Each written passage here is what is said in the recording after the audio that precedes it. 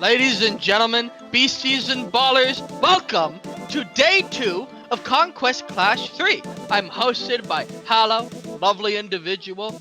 I am joined by Mabel, and I am Ultra. Welcome to the stream, everybody. Mabel, how are we doing today? Hello, Ultra. I'm doing awesome. I had such a good time with this yesterday. I couldn't stay away back here. I'm really excited to do this with you, actually. Don't know that there's actually anyone I've sat and talked to about this game much more than you, actually. I don't know. I've been hyped for today. I've been excited about it the whole time. Oh, it's exciting. It's very exciting. There's a lot going on from what I've seen. I've heard some things around the block. I've taken a look at rooms. This is shaping up to be very scary. Scary is a good word for it. I mean, where we are in the event is actually where it gets pretty intense.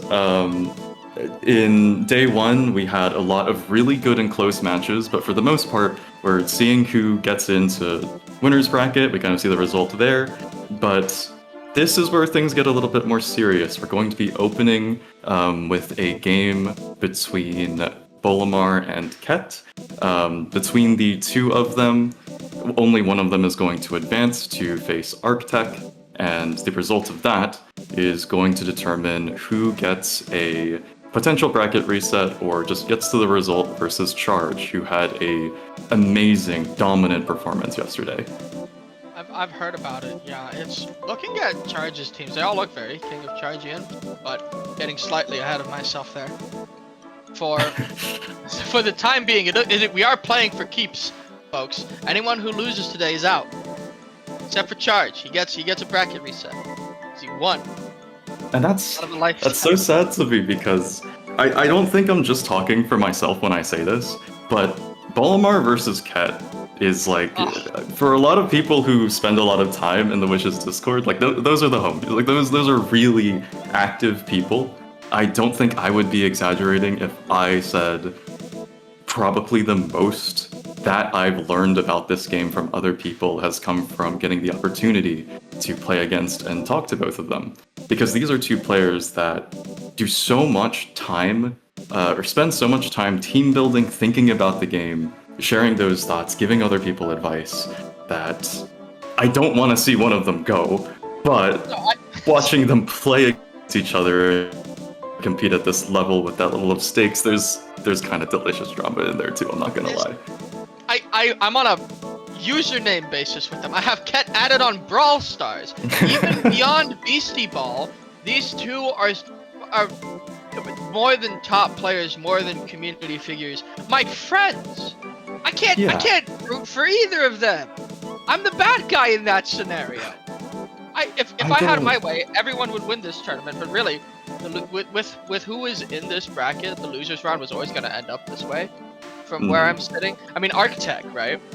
He lists twice in almost every single match. They made 21 spots for him. And KingOfCharge, again, very much like a meta pusher. And he's very recognizable. Definitely. Confident high pass wasn't even on anyone's radar. A confident high pass, high five, wasn't on anyone's radar. It's a mouthful. Charge started using it. Charge is very much that kind of player who just... I'm pretty sure it's been months of refining, I didn't even know the abbreviation Con5 until yesterday, but Confident High Five, which we've all heard about it, and I've heard that in this recent bash, a lot of people have been playing it, and it's really getting heavy on the radar. But until we get to that point, that is the final boss, perhaps, that sits at the throne of the route that we have for our players today. And so for the time being, Bolimar versus Ket. Bolimar, between the two of them, has had a chance to try their hand versus what Charge was playing yesterday. Bolimar's teams brought some tech against some of the things that Charge was playing. There's a particularly anti-rally style tech going on with one of them that was pretty effective, but I remember seeing them kind of express yesterday that there were other difficulties that they were having in the matchup. So we're going to review today's players' teams just a little bit. Here's one that I believe is called Crimson Paradise. a little bit more. I'm not sure that paradise is a suffix that you can have in this game, but we're gonna respect it anyway. It's not a suffix you should be using in relation to Castle, for sure. Well, that's because Castellite sends you to paradise if that's where you're going in the end anyway. Very recognizable stuff here. It maintains kind of the pattern of the Crimson Angels. I feel I have nothing more to add to Elugus Charily than what has already been said. I don't know a player at this point who hasn't faced and lost to it at some point. Castellite in here covering body, this sort of tri-type setup where Yameth is substituting in for the Hopper who's currently on leave with another team. I hear got an internship or something like that. But performing a very similar role, something that switches in, punishes an overcommitment to those spirit attacks that are going to annoy Elugus in the front, punishes Rally with Burnout, keeps itself healthy with Rain, and swapping in for Bandicraft, who is needed elsewhere as well, is a Goofster. A lot of things that I've seen Bolimar talk about, test with, but not seen them used in a team just like this. I don't want to yap about it too much though, because there's a beastie on screen that I know is quite meaningful to you. I like Castellite. I was playing this exact set on Castellite & Co. Spoiler alert, Demolish does work. 10 base damage means nothing to Castellite, it turns out, except for in a few niche circumstances. I like how there's a Goofster here essentially playing a second Charily. You can clear Weepy, you can clear... Well, you can't really clear Shook unless you have a Charily, but you have the Charily there. There's a lot of things that this, like you said, there's a lot that this team can do that I fear has been done to death, talked about, and discussed ad nauseum. I can't add any more to this team except for the fact that Patience is on it, and thusly my life is ruined. Burnout, Patience. It's a patient team, in that it is patient until the moment that you lose to it. It gives you like 6 turns to live, and then, you know, you just wait until the next game. You get to play for a little bit. It's more than some people can say. Alright, very familiar stuff opening us off. And when I saw this team, I thought this was a really cool one too. This is a pretty inspired team. It has elements of a Heatwave team that we saw Bolimar playing in the past, using something like Mudsleep with a bunch of quick sets, using Heatwave as a support play, back when it was one, but since then, as you can see, it has taken the full route around going from a defense play to a support play where it now sits as an attack, where Heliath with Determination is now aiming to use Heatwave at the start of the game, get that value right away on itself, on a Grit Unflappable Dugout, and we are not budging on the amount of quick sets we can afford with our with the play slots we have. In fact, there's 4 quick sets and a demanding set. So similar play style to before. Yeah, so a captain demanding set. As you mentioned that, it does hit me that it's very recent that I've seen Bolimar switch off of full focus. It comes with the nerf to starter traits that happened fairly recently. They used to give you a boost's worth of extra damage, now that's a 15 flat. And it seems like... It at least seems to me like the way Bolimar had been playing Bandicraft before, they've decided maybe it's better to just take a captain, not have to commit to the demanding set. This can really come up with some beasties like Versliden, where you don't end up forcing yourself to switch if you go double net. It's something that I kind of noticed as a recent change coming from Bolimar. But interesting team, still thematic, but also a little inspired by things I've seen other players do. Going to the Fairy Women's set. Tool, Stinger, Telekinesis to Bugly. It's a tried and true set. Strong for a reason. The bug is back in the game. We have a Clamor. I know there's been a push from a Ket, for example, to use an annoying Noizard. For everybody, we have Bolimar using Clamor, Sideways, Drum, Whistle. I haven't seen Whistle on too many Noizard, but Bolimar tends to push things around. This is something about Whistle that is quite funny to me. A couple patches ago, there used to be a pretty frustrating interaction where you could be tough and noisy at the same time. And Bolimar spent a good time playing a team, just trying to prove some kind of issue with this, just some gameplay loops that weren't all that fun to play with. Where like a Noizard sits there with shield, it comes in, and then it whistles, and then you have to hit it again, but it shields. A Watchtower comes in, kind of does something similar with Whistle, like Fetch him. And I see the DNA of that game plan here. I see the whistle still there, the ability to block for it eventually after the Clamor Angry wears off, drum to keep it healthy, and all the while you can't boost because the whistle users don't have boost passes, what if we solved that? By just running 3 telekinesis on 3 of the most reliable users of it in the game. I was going to comment on that. Venom Touch with telekinesis is something I've been seeing a lot more lately. It scares me. I don't think I'm ready to play against it myself. This team has no volleys, or it has 1 defensive play, rather. I acquiesce my stance. Rousing Strike, drums. There's nothing, no further things to say on Hop right either. Thank you, Cat. Every Beastie here, in a sense, is pretty standard, but it's the way that they're combined and the fact that they're on a team with each other that really makes this scary from how I'm looking at it. I mean, yeah, we all know of the crimes of Restoration Hydro, the horrible terror that involves. A lot of bulk. The Voltoxin, pretty heavily invested where it's strong. It's being covered for Mind really well by the rest of the team between like Noizard, Debugly, Hydrome as 2 other Mind Walls.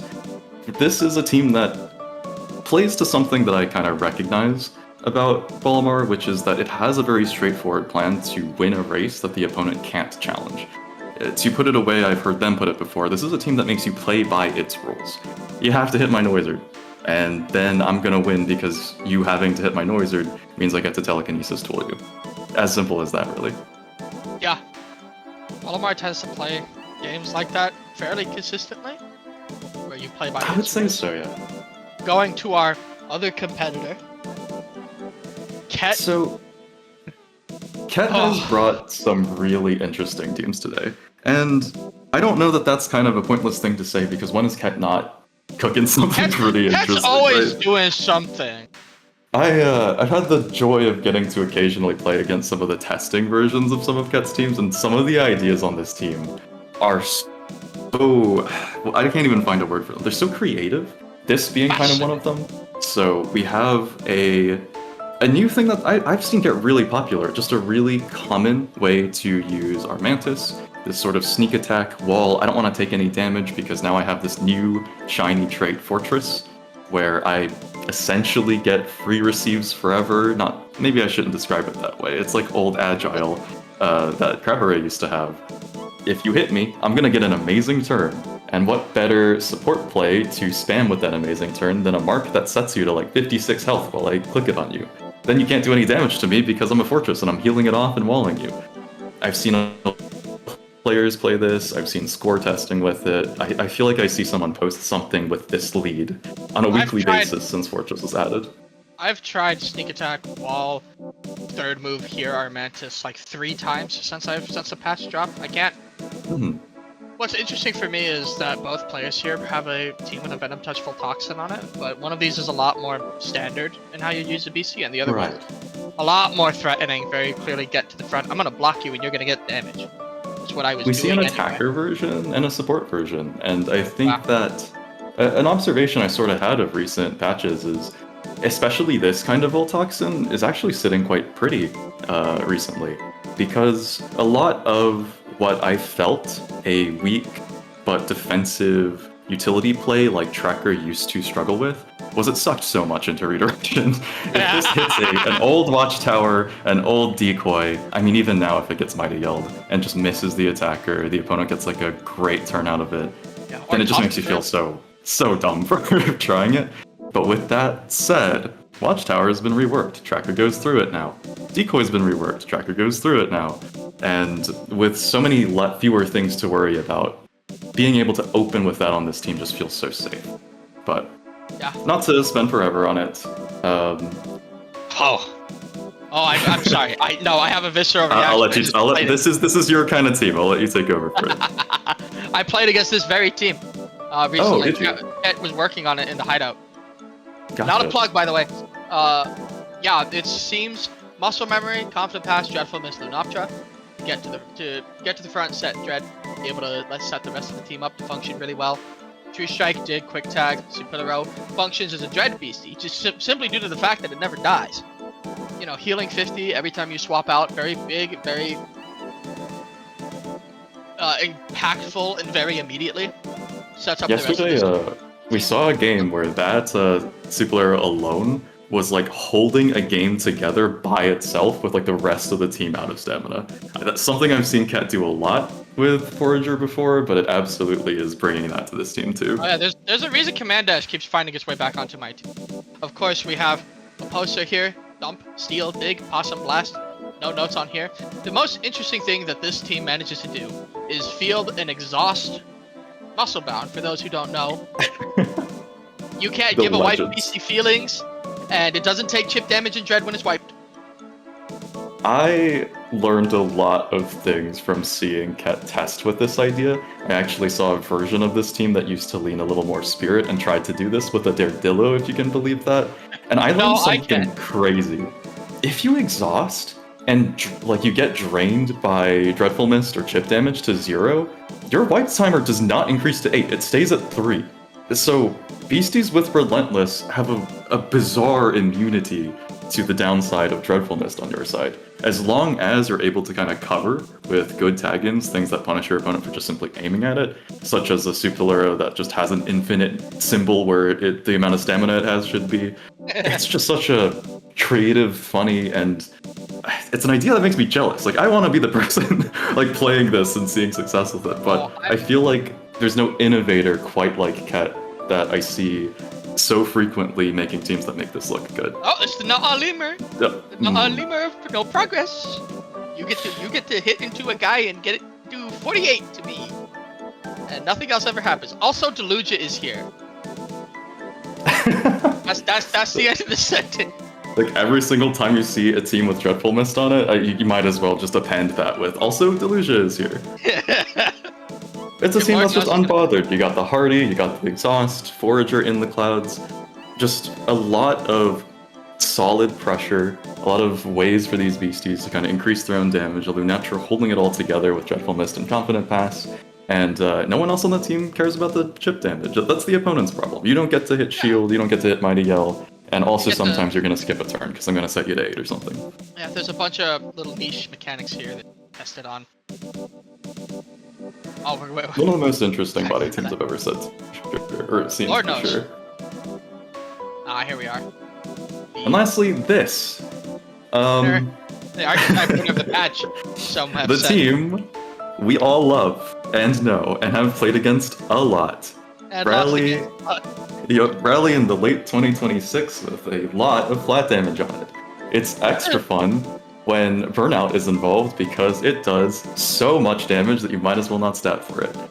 Please don't interpret anything but positivity from my voice as I talk about it. This is a really funny team to me because it's just 3 Burnout attackers and so many ways out of it. New shiny tool for Daredillo here, using Burnout and Whoosh to get to the front, but newly Dodge Roll, something that looked for a second like it was supposed to be Waddle's signature move or something, but the other rolling beastie in the game with that move animation had to get it too. Dodge rolling into other things after it burns out is a new really powerful way for Daredillo to come in, take a hit with Acrobat, gives increased defenses, highly reducing whatever it's going to eat, and then, unlike what it couldn't really quite do before, it gets out in a way that adds safety to the rest of its team. And that's, for the most part, what I think sets this team apart from a lot of other rally teams you see. This is such a safe team. There's Acrobat, there's Dodge Roll, Stagecraft, and so much healing between Rumpus and Treat that the thing you might expect a rally team to do is end games quickly and play quite risky and explosive. This one is very content to sit and have you deal with defensive traits that are actually very difficult to bust through, while it just overpowers you with that flat damage on Burnout from the net. Yeah, the problem with wrestling in the rally field with a Daredillo is you look up and it's still having fun. You have a wiped bench and you're kind of miserable. Important to note here, you have 1, 2, 3, technically 4 ways out to swap your Burnout Beasties into one another. And then, of course, you have the Rousing Strike to set up the Jazz-boosted serves that we all know and all love. Well, Majesty got a gigantic buff recently as well. It procs so much more against you. And Rousing Strike has been like a new tool added to some really, really nice users to give Spirit away out of it. And so its presence on this team is not altogether... Well, I was about to say it's not all that surprising, but actually this opera I feel like I've seen everywhere.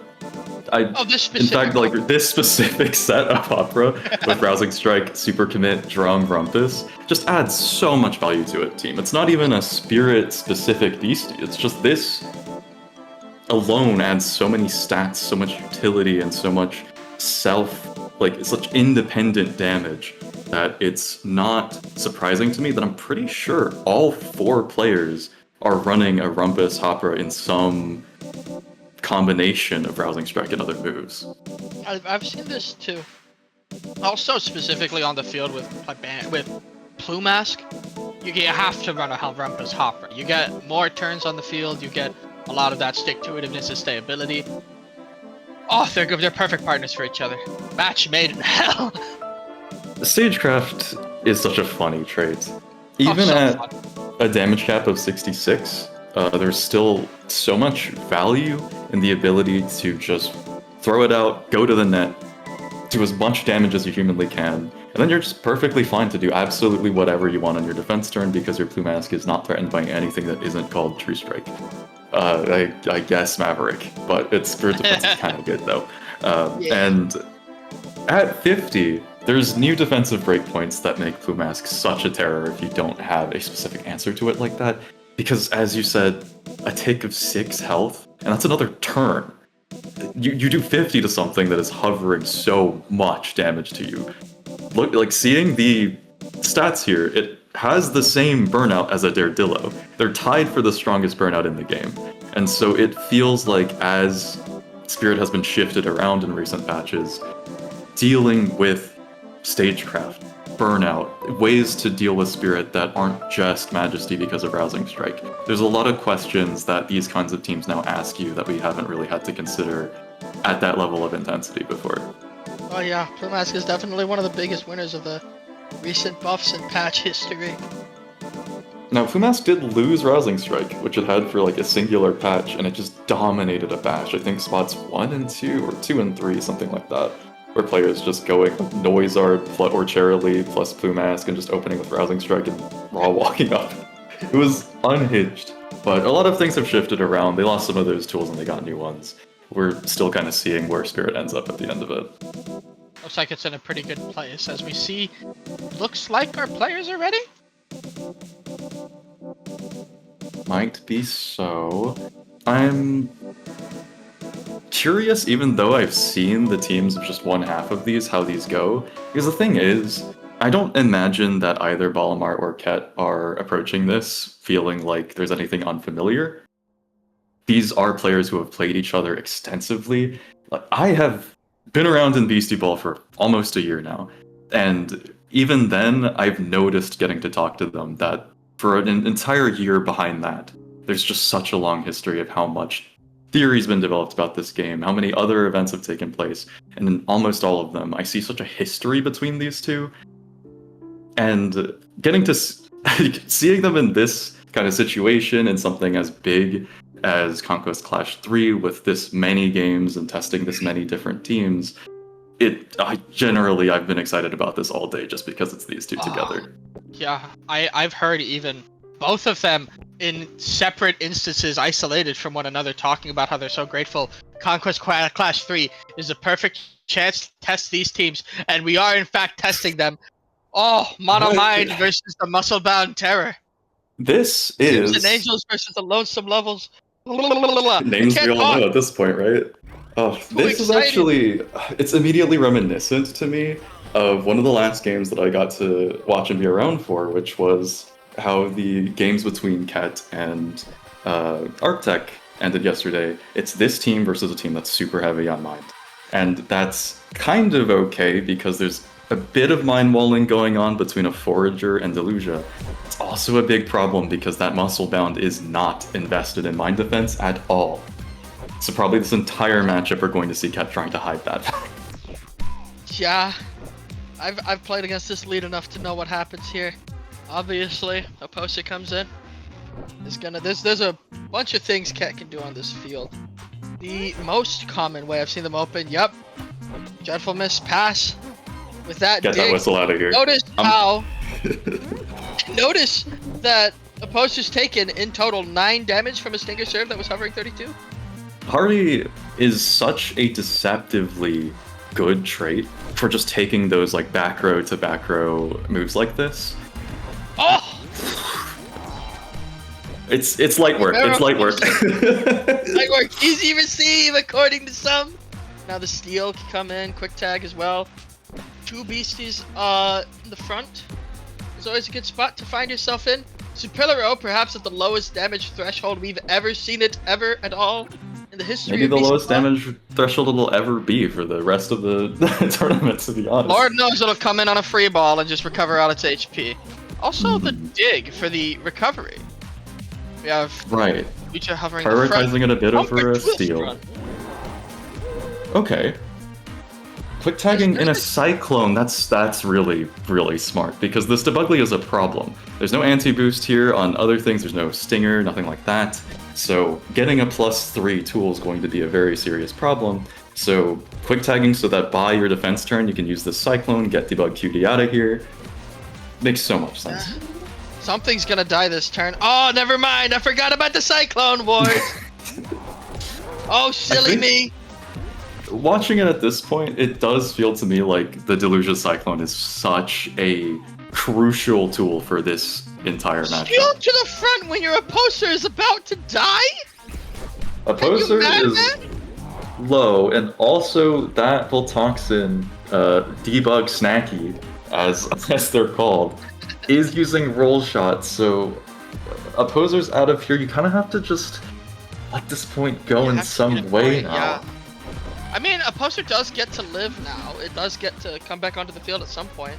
Though, looking at the benches, it's already a fairly even game. Also bound to the back, that's probably the safest hit it could have gotten from Nero diving. I am actually a little shook that Ket just tags it in the front there under a telekinesis. That could have dropped to 0. That's scary. There's so little reason to hit it. Yeah. Nero diver getting hit down to 30. Taking stock of where we are now, I think that this is opened in a very interesting way.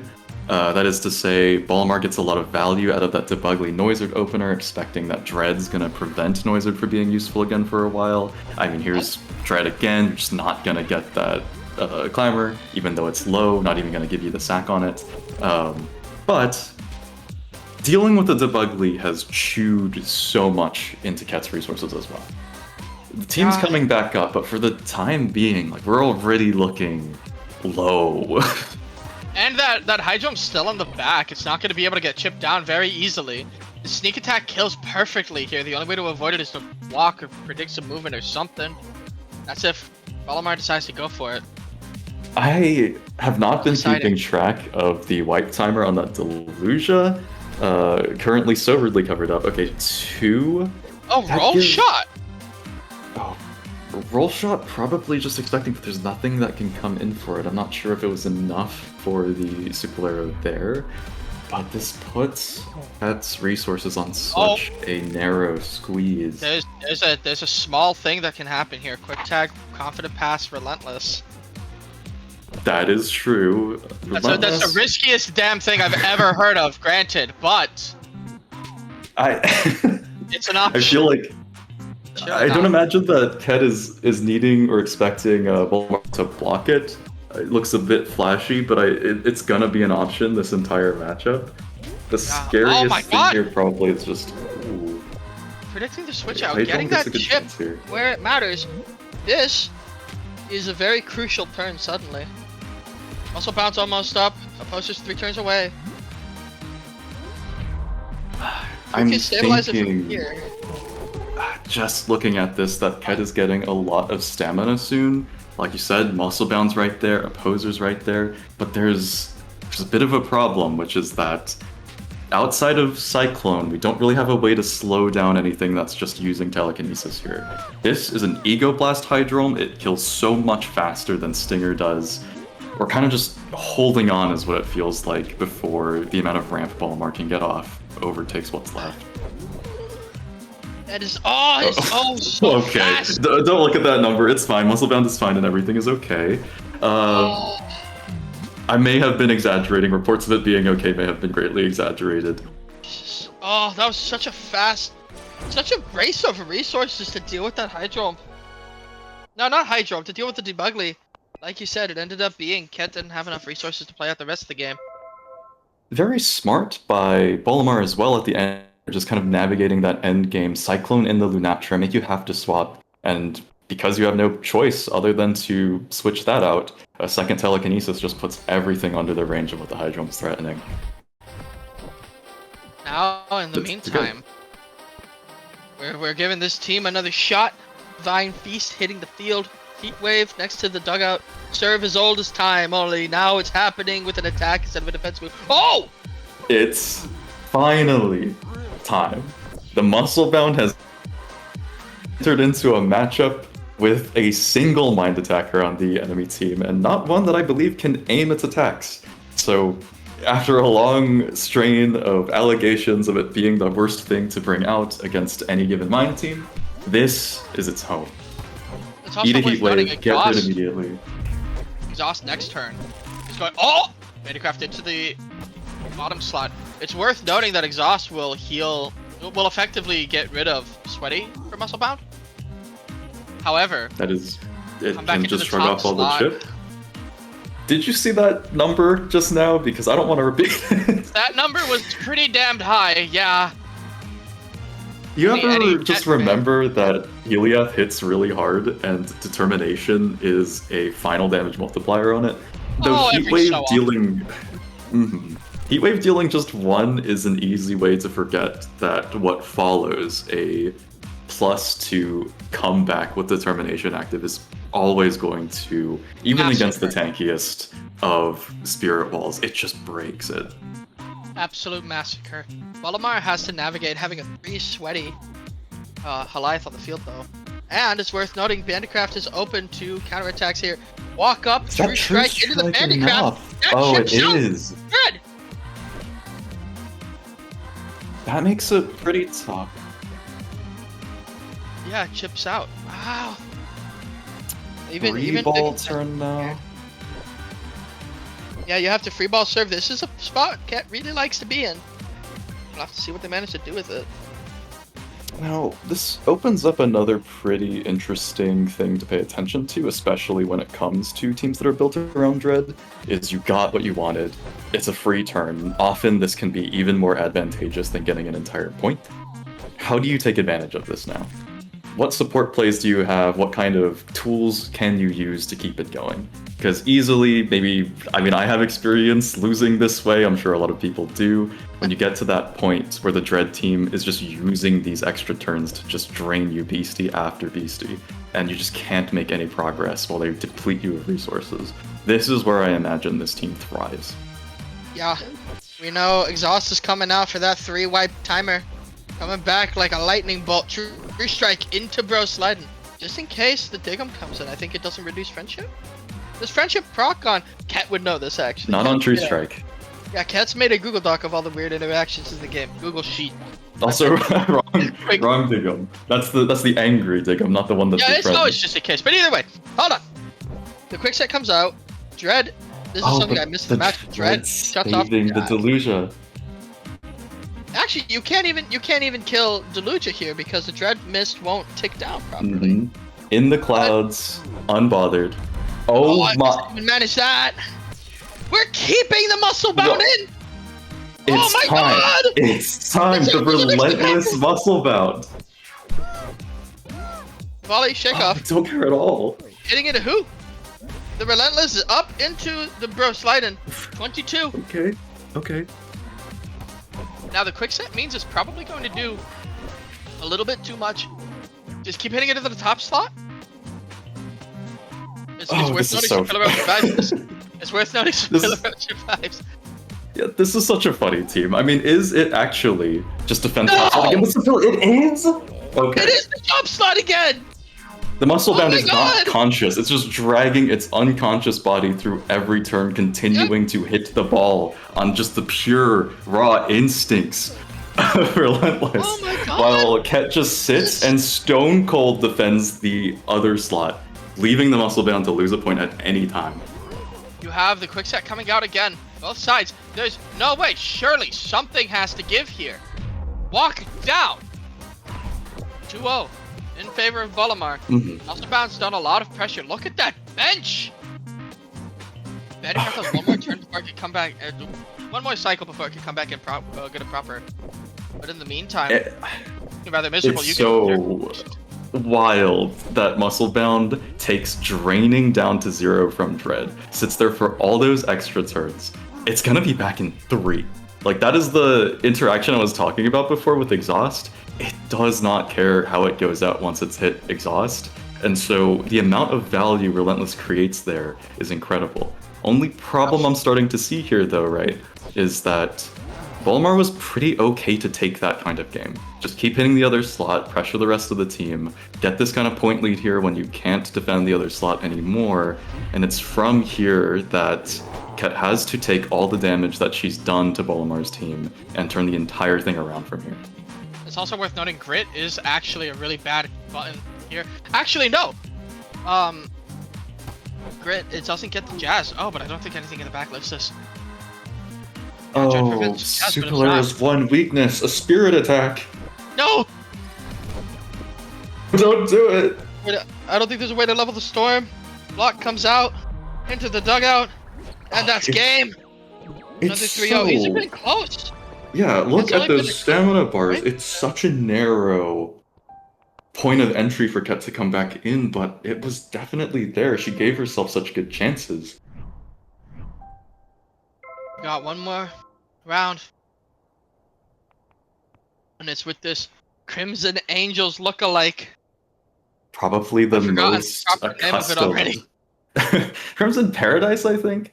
I'd imagine Paradise. This is probably the team that Ket, at the very least, is most accustomed to playing against. Switching up the team on the other side, actually same thing I saw day 1, had the same thing happen versus Arctech. Very scary to be on your last possible loss before being out of Conquest Clash 3, but yesterday this is where Ket started winning, this exact score, so maybe this is where Ket thrives. The download could come through at any given point. Metaphor walks up! It actually opens the same way, hard walk up into a Cast Elite launch. Our Mantis is gonna be fine, don't you worry. Yeah, and with that wall, actually, it is worth noting, people have tried to mess around with it without a provoke to stop it. It's just really good. One mark. Another mark out of the Castle Elite, just getting that chip damage Very while you common. still can. Attack into the front. Ah! That's not the type that Yameth wants to be taking. I actually don't even know that that one is all that mind defense invested, but our Mantis not going to threaten too much on its own either right away. Oh, the wall is barely not enough to keep it alive, though. We're gonna have to see, because mostly lives this on a switch in. Wall comes out. 53, yeah, our Mantis dismantled, disabled just like that. But Ket had to suffer a lot less for this one than Bolimar did. This is kind of something you see often with Venom Touch, which is that if there are 2 marks coming at you, it's really hard to keep your attacker in. Do you really want to give the Armantis like a triple blocked, damage reduced hit on your turn when the Armantis is just healing up off of Fortress? So it makes a lot of sense that we see Bolimar switch the Cast Elite out there. It just comes at the cost of that Cast Elite's going away after the Venom Touch chip. And as I say that I was going to say maybe the Yameth has to pay for it with its own health, but has exactly enough to survive what's coming at it too. Surprise, Yameth has to pay for anything. 1 damage and a dream. Burnout comes out, still doing, even through a double block. 41 damage, by the way. I just want to appreciate, right, the bravery on Bolimar to walk Yameth up there, because I'm sure the Spitball would have been enough, but at the same time, if Bolimar plays for a tag out, then Ket wants to not be in a situation where she has to just walk up into that sideways pressure coming from Gooster. So Bolimar just saying, it's okay if you want this point, but I am going to punish you if you try to cover that. And Yameth goes out either way, but not before it secures some extra value, a little more damage before it goes out. First point scored for Ket this entire set so far. We have a Demolish technically on the board if they wanted. I know Bolimar's talked a lot about how much they enjoy closing out games with the Lugus. Even since before the nerf, even after the nerf. Since the first time I saw them in the PvP lab, they were talking about how much they love doing that. So, you know, saving it for that end turn is a good idea. We volley, we reach shot into the front. We'll see if Ket falls for it, and they do! One more! I remember when Ket was saying reach shot was a bad move, and then the second I asked her a question about it, she was like, shh, don't tell anyone. I'm being completely unserious. I want people to stop running reach shot, please. It's a known character trait of Ket's. Now, we have a Mystic walking up in front, trying to cover for the sideways before it even happens. Of course, immune to the body attacks of the very scary Cast Elite here, but highly, highly immune to the mind attacks of Alugus and the spirit attacks of Yameth, who is coming up soon. We see Alugus, considering one or two of these into Alugus. Pass with the mark. Random touch going out. A big piece of this matchup so far seems to be that you cannot stop the Goofster, even. The Goofster has just been eating spitballs and the like without really budging too much. It's a pretty bulky beastie, all things considered, especially when it's not offense invested. But I think Alugus, like you said, comes in pretty powerfully here, as it's not altogether too threatened by even a boosted Mystic. Just a very comfortable thing to tag in while Yameth is waiting to come back as well. Tag out. There's a Hex on the field. Bolimar's not even slightly scared, by the way. I think Bolimar knows. Mark into one, but it's out. It's dead. And the rest I was not expecting it to take so much. I was not either. The rest of the field's actually not looking too good either. You could get back-to-back serves if you set this up really well. You only have 2 cycles to do it, just about, before Alugus comes back up and really messes up your day. Pass into Yameth. Okay. They're that trait that's responsible for so many endgame scenarios. Echo Strike, get rid of Cheerleader. Cheerily has recently had all of its rights to boost passes revoked. So you're not going to get any kind of walk-up boost pass stuff here. It's just a +1 Yameth fighting back, which is pretty well positioned into a lot of these defenses that Ket is playing, but Ket has chances here. Yameth is sweaty, not a lot of stamina to work with in the back for Bolimar. Not especially, it hits in. Bad End gets hit for 51. How down? The rare Ket Magpike.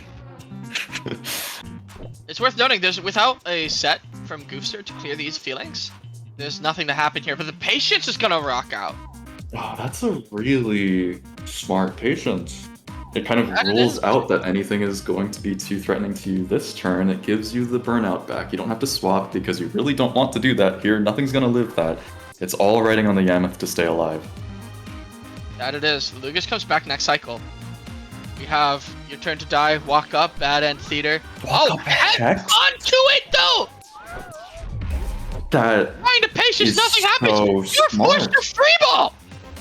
That's so genius from Ket! Because Bolimar can't swap into anything because of the threat that Tactical Pass Echo Strike is way too much for anything else to take. So you freeball yourself, you give yourself a little bit more time, you fix your board. Absolutely beautiful! You're freeballing into something that's now getting to just...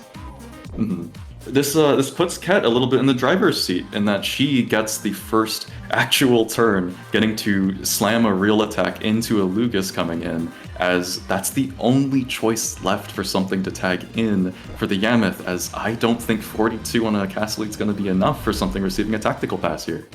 Worth noting as well, you have double late trap on the field. You do. So you have an empowered sweep. You have to be very, very careful about how you navigate this situation. Of course, Alugus in the back, still managing to be a threat here. Double late trap, sweep on the field. It does so much damage. Leaves with 10. Oh wait, that 10 is so huge because now you can't shield. You're gone. You're gone. This is exact cease. And you just get walled either way. You have to try. The chant needs to come out. It's the cheer, the chant. I'm sorry for the noises I'm making. I got out of my chair when I remembered chant. That is... Never apologize for freaking out over Beastieball. I'm right there with you. Sneak attack comes out. Metaphor used wall. Hits that... Oh, it does like nothing. Beautifully. Just Mind Wall versus Mind Ball, but also I have shield, so I'm basically just as healthy.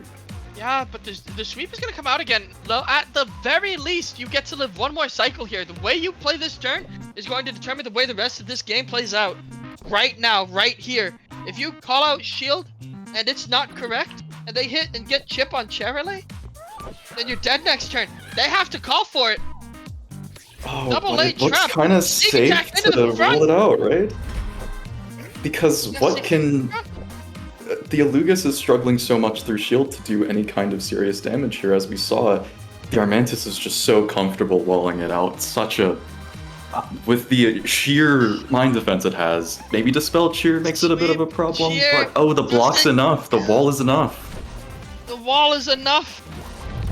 Hit And then with the 4 stacks of traps, I think that's it. Nothing I don't think anything's living this sweep.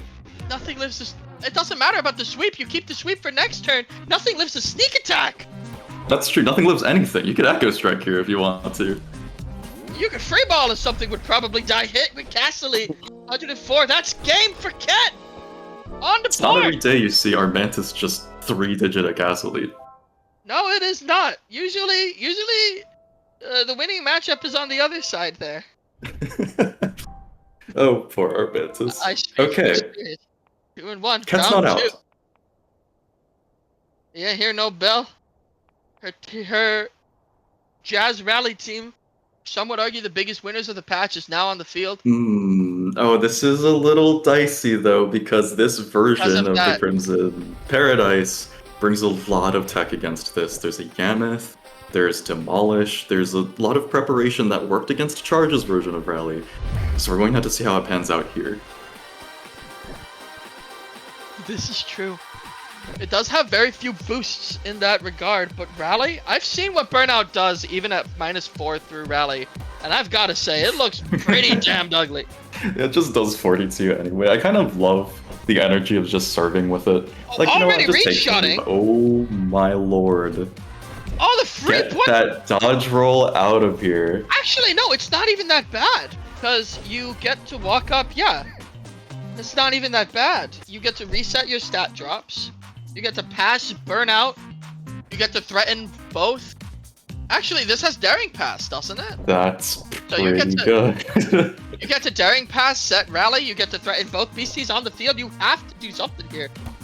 Okay, this is all you, Yameth. Chooses to switch in Yameth. We'll see if the read gets called out. Goofster off of the field! Oh, that's close. Oh, close, I say. A margin of 1. This Yameth has come in, and that Majesty has saved things on single-digit stamina, like every single time I've seen this matchup so far. That's so scary!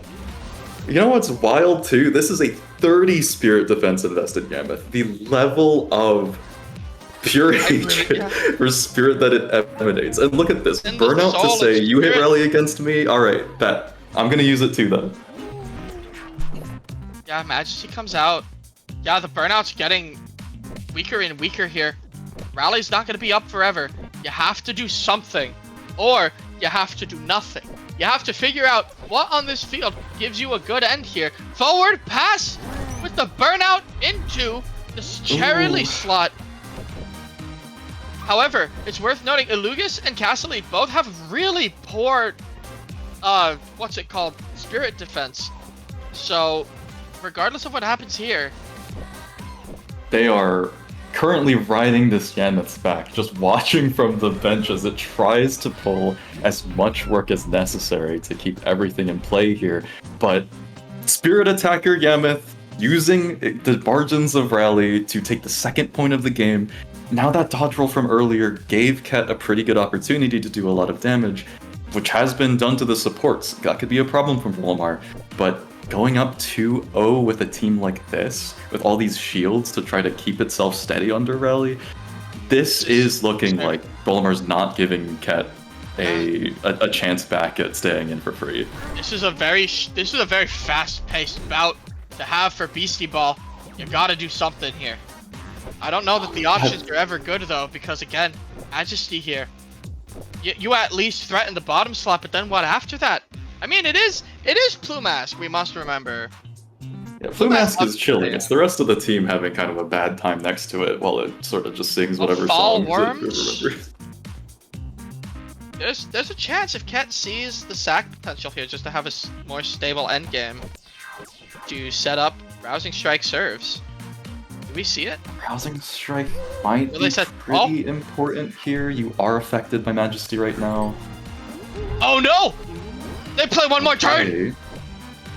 Okay, that set now comes in really handy because the -2 from Burnout not clearing itself out of patience, but just comes back in with Jazz. This turn goes well for Ket. This could be game. Oh, but does anything live? I think that Dardillo's doing it with Acrobat. Dardillo lives, but they've been ignoring the walk-up for so long, and Ket continues to do it, calling Bolimar on the behavior! Oh. It never gets old to me. This is the third time I've cracked up because of the F8. Oh my lord. Okay. You get to walk up daring past kill anything. You get to walk up daring past kill anything for folks who's going to be back on this field. The needy streamer overload. About the Plumask is about the end piece for all end pieces. Bringing in a Lucas here is scary. You use Burnout on the bottom here. Use it. Okay, that's a lot of wasted damage. Really good sacrifice with something that only had 1 stamina. Nothing looks too bad into this Burnout here. Yameth is going to continue to be a nuisance. Where is Ket's Lucas is hit below half. Ket's opening is coming out soon. At least you don't have to deal with dump. Hitting into the Alugus gets rid of any chance of that. You only have so many options here. Yeah, Dardillo's not going to be able to get a lot done. You have to hit into it. Folks has to come in. Dodge rolling out. Rally plus 20. Lord. The value of this Yameth just taking these back row attacks while Rally is set up, the amount of times it's gotten to serve with that up and just get that over 50 damage setting up 2-hit KOs. I don't know that you have room to make a comeback here. Rally and Daring Pass. Burnout comes in some form or another. We'll have to see if it is enough to do Castle Lead in. I don't think it is. You have to consider all odds here. Yameth's been chip healing too. Burnout into Yameth. It's the best you can ask for, and it's still 42. It's so hard to break through this now. When you're only doing those margins of D-boosted burnouts into something that spirit tanky, healing itself with rain, even the flat damage adding to the back row is not panning out for it. It looks like game. There's nothing left. Oh, unless... Watchtower? Oh, 46 looked like it was so close, but... 3-1. That's going to conclude Ket's run, but such a well-fought series of games. She brought some really interesting teams, and I think in a couple ways, we saw her struggle a little bit against the expected bad matchups of some of the teams that she didn't really shore up against certain things. That Musclebound turned out to be quite a pain against teams that were kind of spec'd into Mono Mind. We see this Rally team with a lot of scary things on it kind of just run itself into a wall with the Yameth. Even with Rousing Strike, you only get so many opportunities to use it if said Yameth is just slamming the hop row with Burnout, setting it to under half, making it hard to actually stay in for that many turns to clear it with Majesty or clear it with Jazzed. So yeah, I was questioning for a moment the efficiency of having a Burnout instead of something like Overpower to hit more types, but you know, Bolimar as usual, showing up, shipping out, proving the naysayers wrong, even if the naysayer is a Castellite in the chair like me. Of course, you have to have a special... Castellite in the chair, you say? You have a... Yes, I'm a flightless bird. You have to have a special place in your heart to want to prep against Rally so much, and obviously it paid for Bolimar. Advancing to semifinals. Everyone give a round of applause for Bolimar. I'm the only person cheesy enough to actually clap for this one, Mike. I don't think my mic would pick it up, but I'm always giving a round of applause for Bolimar and for Ket too, because I have really enjoyed watching Ket's run this time. I think her teams were so cool. I think she made some incredibly brave, interesting, and also really sharp plays this entire time. But it is the nature of an event like this where every single player is so precise, so difficult to get little things on, that those little disadvantages in matchups here and there, the little games that you struggle with because you bring a team, there's something it's not prepared for, that adds up and it's really tough to deal with. But sure. Bolimar's coming back. Don't off the hole. I don't know how my timing works on this. It's been a while. Haven't gotten sleep. Don't look at me like that. I've tried. We're gonna go take a short break, but do not leave your chairs, folks. Conquest Clash 3 still has 2 more games to go over and 3 more competitors to see their stories. One of theirs has ended. Ket will live on forever in our hearts. I speak like she just got shot in front of me. Sometimes I can still hear her voice. As I dangle her off a cliff. Well. Yeah, you're not going to want to miss this next one. Bolimar versus Arctech. This is a rerun, basically, of how Bring the Heat 2's grand finals ended up. I think it would not be an exaggeration to call these two some of the 2 strongest players Beastieball has ever seen. And right after that, it's turned out in such a way that whichever one of them takes this next game gets a little bit of a revenge match against Charge, being the one who sent both of them down to the underdog side. So from here out, basically what I'm saying is it's all drama. And it's also all cool, but it's also all drama. Spill the tea! We will be back with you.